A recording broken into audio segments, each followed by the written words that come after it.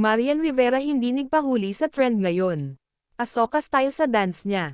Tinutukan ng netizens at mga tagahanga ang TikTok video ng kapuso primetime queen na si Marian Rivera noong isang araw. Inabangan ng fans ang kanyang in-upload na video na tinatawag na Asoka makeup trend. Pero bago iyon ay may patikim siya na silhouette ng kanyang pagsasayaw na may background music ng Marimar na may caption na, "Challenge accepted." Dropping tomorrow at 7 p.m. Doon na nasabik ang fans na nagbalik daw sa kanilang childhood memories kung saan gumanap ang misis ni Dingdong Dantes bilang Marimar sa Pinoy adaptation ng hit Mexican telenovela noon.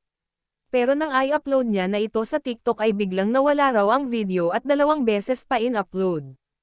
Kaya hinayang na hinayang ang fans dahil ang dami na raw nitong views.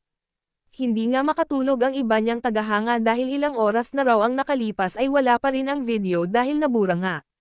Na copyright daw pala